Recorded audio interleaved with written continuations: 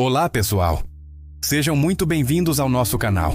Hoje vamos embarcar numa viagem fascinante ao passado para desvendar os segredos de uma das ordens militares mais poderosas e misteriosas da história: os Cavaleiros Templários. Quem eram eles? Como se tornaram tão influentes? E por que o seu fim foi tão dramático? Peguem na vossa espada imaginária e preparem-se, porque a nossa aventura está prestes a começar. Tudo começou no rescaldo da Primeira Cruzada, por volta do ano 1119. Jerusalém tinha sido reconquistada pelos cristãos, mas as estradas que levavam à Terra Santa eram extremamente perigosas. Peregrinos eram constantemente atacados e roubados. Foi neste cenário caótico que um nobre francês chamado Hugo de Pens, juntamente com 8 outros cavaleiros, teve uma ideia revolucionária. Eles fizeram um voto perante o patriarca de Jerusalém: dedicar as suas vidas a proteger os peregrinos cristãos. Nascia assim a Ordem dos Pobres Cavaleiros de Cristo e do Templo de Salomão, mais conhecida como os Cavaleiros Templários. No início, eles eram realmente pobres. Com apenas 9 membros, dependiam de doações para sobreviver. O seu selo original, que mostrava 2 cavaleiros a partilhar um único cavalo, simbolizava essa pobreza inicial. Mas a sua dedicação e bravura não passaram despercebidas. O rei Balduíno II de Jerusalém ficou tão impressionado que lhes deu uma ala do seu palácio, que se acreditava ter sido construído sobre as ruínas do antigo Templo de Salomão. E foi daí que veio o nome Templários. A grande virada para a ordem aconteceu em 1129, no Concílio de Troia. Com o apoio de Bernardo de Claraval, uma das figuras religiosas mais influentes da época, os Templários foram oficialmente reconhecidos pela Igreja Católica. Bernardo escreveu um tratado chamado Em Louvor da Nova Milícia, que não só defendia a existência de uma ordem de monges guerreiros, mas também a glorificava. A partir daí, os templários receberam uma bula papal que lhes concedia privilégios extraordinários. Eles só respondiam ao Papa, estavam isentos de impostos locais, podiam ter as suas próprias igrejas e até mesmo recolher dízimos. Com este apoio sem precedentes, a ordem explodiu em popularidade e riqueza. Nobres de toda a Europa, ansiosos por garantir um lugar no céu, começaram a doar terras, castelos e fortunas aos templários. Jovens de famílias nobres faziam fila para se juntar às suas fileiras, atraídos pela promessa de aventura e salvação. Em poucas décadas, os 9 cavaleiros pobres transformaram-se numa organização multinacional, com uma rede de propriedades que se estendia por toda a Europa e o Médio Oriente. Eles não eram apenas guerreiros de elite, mas também banqueiros incrivelmente sofisticados. Sim, banqueiros!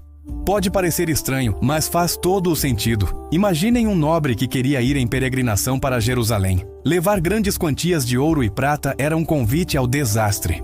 Os templários criaram um sistema genial. O peregrino depositava o seu dinheiro numa comenda templária na sua cidade, recebia uma carta de crédito codificada e, ao chegar à Terra Santa, podia levantar o valor correspondente. Essencialmente, eles inventaram o sistema de cheques de viagem. Esta inovação financeira tornou-os imensamente ricos e poderosos, financiando as suas operações militares e a construção de magníficas catedrais e fortalezas por toda a Europa. No campo de batalha, os templários eram a força de choque dos exércitos cruzados.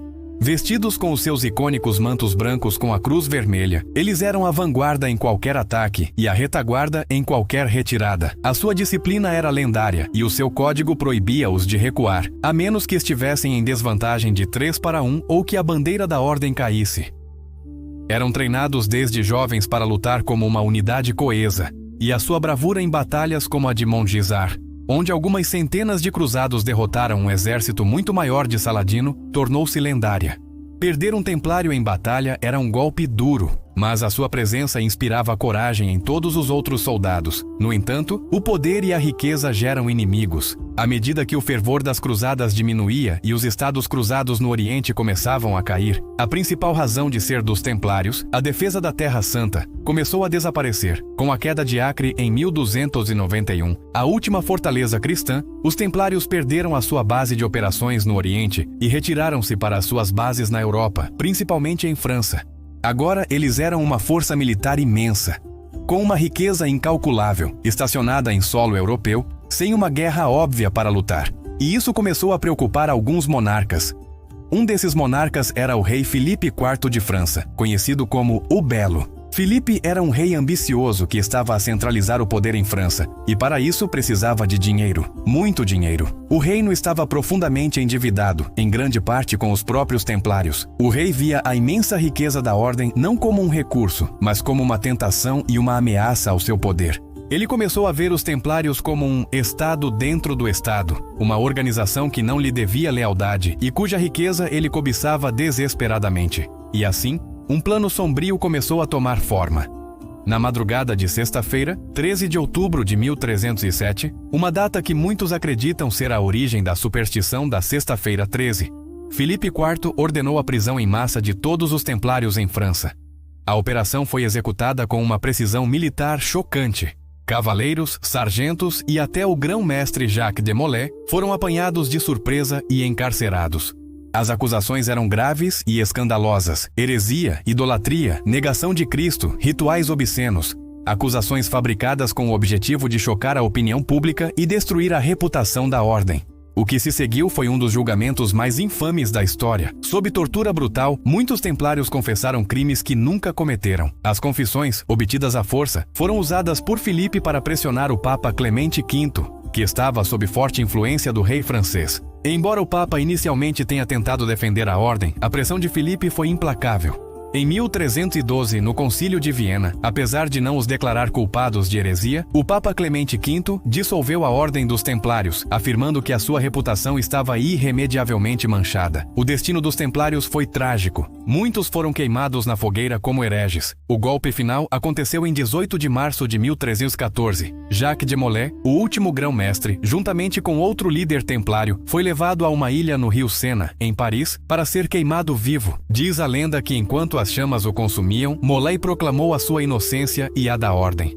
E amaldiçoou o rei Filipe e o Papa Clemente, convocando-os a encontrar-se com ele perante o julgamento de Deus dentro de um ano. E por uma incrível coincidência ou destino, tanto o Papa Clemente como o rei Filipe morreram nos meses seguintes. A dissolução da ordem não significou o fim do seu legado. As suas vastas propriedades foram, na sua maioria, transferidas para outra ordem militar, os Cavaleiros Hospitalários. No entanto, o rei Filipe conseguiu deitar a mão a uma parte significativa da sua riqueza monetária.